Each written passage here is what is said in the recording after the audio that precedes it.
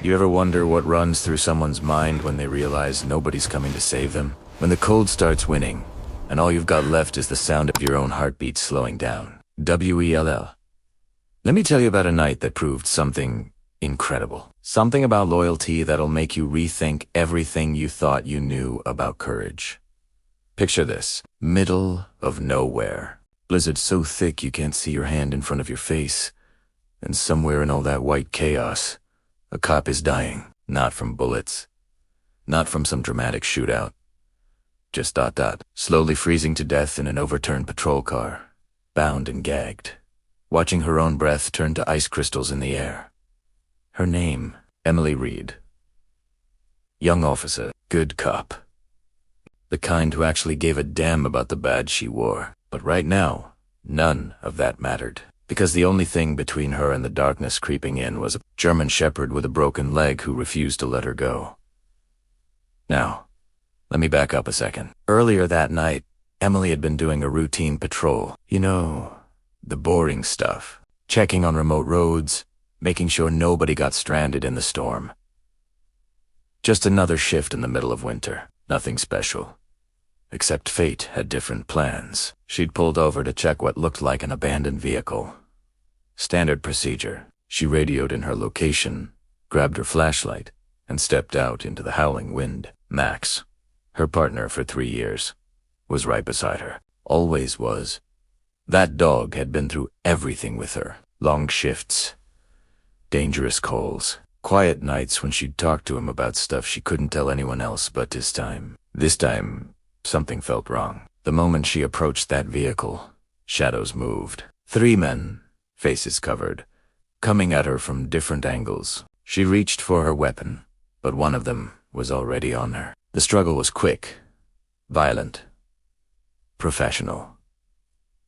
These weren't random criminals. They knew exactly what they were doing. They zip-tied her wrists so tight the plastic cut into her skin, slapped duct tape across her mouth. And here's the thing that still haunts her to this day. They reload. Maxie laughed as they threw her back into her own patrol car. Maxie went absolutely wild, barking, snarling, trying to protect her with everything he had. But one of them kicked him so hard he yelped and went down. They didn't even look back as they drove away in her cruiser, leaving their vehicle behind. Leaving her to die in the backup unit, they'd rolled off the road. The car had flipped twice, before landing upside down in a snowbank. Emily's head had smacked against something hard. Blood trickled down her temple, freezing before it reached her jaw. The radio was smashed. The windshield was a spider web of cracks. And the cold, God. The cold was like nothing she'd ever felt. She tried to scream, but the tape muffled everything. Trade to move, but the zip ties just dug deeper. Her wrists started bleeding.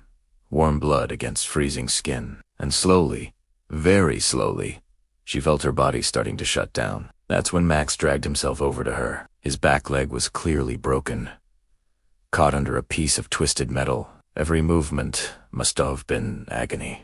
But he pulled himself forward anyway, inch by painful inch, until his body was pressed against hers, covering her face, sharing what little warmth he had left. Emily looked into those brown eyes, and something broke inside her. Not despair. Not yet, but the realization that if she died out here, this loyal creature who'd never asked for anything except to serve aside her ... he'd die too, and that thought hurt worse than the cold hours past. Or maybe minutes. Time loses meaning when you're freezing to death. The wind screamed. Snow piled higher around the wreck.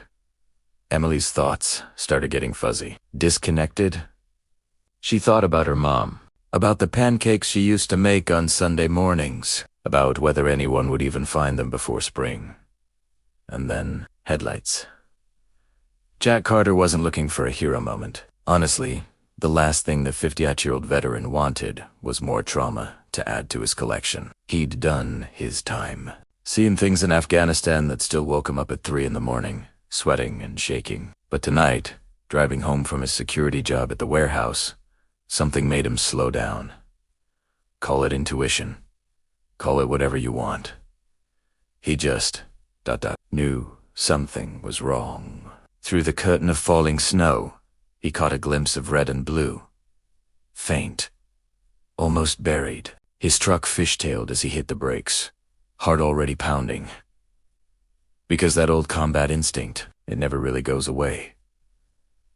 He grabbed his flashlight and pushed out into the storm. The wind tried to shove him back, but Jack had walked through worse. Much worse. He trudged forward, each step sinking knee-deep into fresh powder, until he saw it. The patrol car. Upside down. Windows frosted over. And inside. Jesus Christ, he breathed. He could barely make out the figure inside. A cop. Bound. Barely moving. His training kicked in immediately. Assess. Act. Don't think about the cold or the danger or anything except getting that person out. Jack smashed his elbow through the window. Glass exploded. Cold air hit him like a physical blow, but he ignored it. Blood ran down his wrist where the glass had cut him, but he didn't feel it. He was already reaching inside, flashlight between his teeth, trying to figure out how to get her out. That's when he heard the growl. The beam of his flashlight caught the dog, German Shepherd. Beautiful animal. But right now, it looked like a creature from hell itself. Teeth bared, eyes wild, protecting its handler with the only weapon it had left. Jack froze. He'd seen military dogs before, knew what they were capable of. But something about this moment, something about the way the dog positioned itself over the officer, injured and barely able to move, but still refusing to back down. "Easy, soldier," Jack said softly, using the voice he'd used 1,000 times in combat zones. Calm, steady, non-threatening. "I'm not here to hurt her. I'm here to help. You and me, we're on the same team." The dog's growl faded. "Used is lightly," but those eyes stayed locked on Jack, watching every movement. "That's it," Jack murmured, pulling out his pocket knife. "You're doing your job. I respect that, but let me do mine, okay?" He reached forward slowly, showing the dog the knife. Then, even more slowly, he started cutting through the zip ties on the officer's wrists. The dog watched, trembling, but didn't attack. The moment her hands were free, Jack moved to the dog. There was a zip tie around its injured paw, probably from when the men had tried to restrain it. Jack cut through it carefully, and the dog yelped, but didn't snap. "Good boy," Jack whispered. "You're one hell of a soldier." Getting Emily out was the hardest part. She was barely conscious. Hypothermic. Her lips had gone from blue to purple. Jack had to angle her through the broken window, trying not to cause more injuries, his own body screaming in protest from the cold and the effort. But he'd carried wounded soldiers before, through deserts, through mountains, through places where giving up meant dying. And this was just another mission. He cradled her in his arms, wrapping his heavy coat around her like a blanket, and carried her through the snow to his truck. Every step felt like walking through cement. The wind tried to knock him down, but Jack Carter had never quit on anyone, and he wasn't about to start now. He laid her in the truck, cranked the heater to maximum, and then went back for the dog. Max had dragged himself out of the wreck, limping on 3 legs, and climbed into the truck beside his handler. The dog pressed his head against Emily's chest, body shaking, but refusing to move even an inch away from her. Jack watched them for a moment, throat tight. He'd seen a lot of loyalty in his life. Brothers in arms, soldiers who'd die for each other without hesitation. But this simple, pure devotion from a creature that could have saved itself, but chose to stay. It broke something open in him that he'd kept locked away for years. He grabbed his phone and called 911, giving them the coordinates, demanding they send an ambulance immediately. Then he sat there, one hand on the wheel, the other checking Emily's pulse every few seconds, talking to her in that same steady combat voice. "Stay with me, officer. Don't you dare close your eyes. You've got a partner here who needs you. Don't let him down now." The paramedics arrived faster than he'd expected. Maybe the storm was clearing.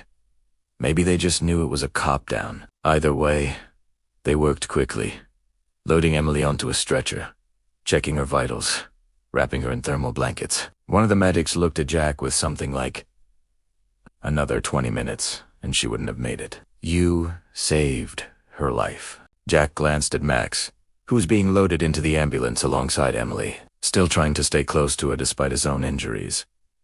"No," he said quietly. "He saved her. I just happened to drive by. The hospital lights felt wrong after so much darkness." Emily drifted in and out for 3 days. Dreams mixed with memories. The cold. The fear. The feeling of Max's warm body against hers, refusing to give up, even when she wanted to. When she finally opened her eyes fully, the first word out of her mouth was barely a whisper. "Max, right here." She turned her head. Jack was sitting in the corner, looking older in the fluorescent light, more tired, but his eyes were kind. And beside her bed, tail thumping weakly against the floor, was Max, bandaged, exhausted, but alive. The tears came before she could stop them. Relief, gratitude, the overwhelming weight of realizing she'd almost lost everything. "You found us," she managed. Jack stood up, walked over. "Your partner did the hard work. He kept you warm, kept you alive. I listened to a feeling." Emily reached out and took Max's paw. The dog's eyes met hers, and she saw everything in that gaze. The pain he'd endured, the choice he'd made to stay, the love that went deeper than words could ever express. "You never gave up," she whispered to him. "Even when I wanted to. Even when it hurt, you never gave up on me." Jack smiled faintly, a shadow of old pain crossing his features. "Neither did you. That's what matters." The investigation found the men 2 weeks later. Career criminals. They'd been targeting officers in remote areas, stealing weapons and vehicles. Emily's case broke the whole thing open, but she couldn't bring herself to feel victorious. She just felt tired, and grateful, and forever changed. 6 weeks after that night, Emily stood on the same stretch of road where it all happened. The snow was still there, softer now, glittering in weak sunlight. Jack was with her. He'd become something like family in the aftermath. Checking in, making sure she was okay. Never asking for credit or recognition. Emily had brought something with her. A custom collar tag, a paw print etched in silver metal. She attached it to Max's collar, fingers steady now, and turned to Jack. "I used to think bravery meant not being scared," she said softly.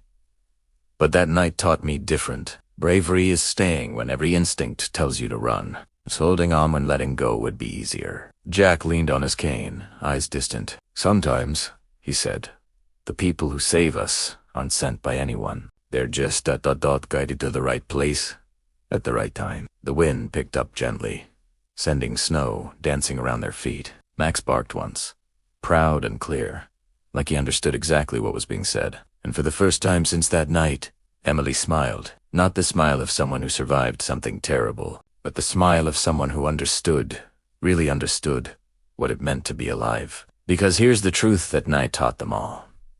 Heroes don't always look the way we expect. They don't always wear capes, or badges, or uniforms. Sometimes they wear fur. Sometimes they're just a veteran who can't ignore a bad feeling. Sometimes they're a cop who refuses to give up even when death is breathing down her neck.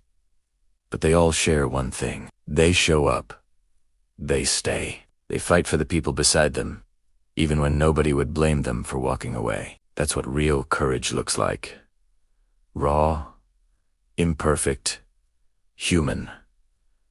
And honestly, that's the most beautiful thing in the world. So if this story hits you somewhere deep, if it made you think about the Max in your life, or the Jack, or the times you had to be Emily, drop a comment. Tell me what this meant to you. Share it with someone who needs to hear that loyalty still exists. That courage is real. That sometimes, in the darkest, coldest moments, hope shows up in the most unexpected ways. And hey, stick around for more stories like this. Real stories.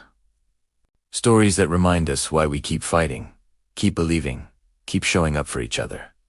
Because that's what matters. Not the drama, not the spectacle, just the simple, powerful truth that we're all in this together. And sometimes, that's enough to survive anything.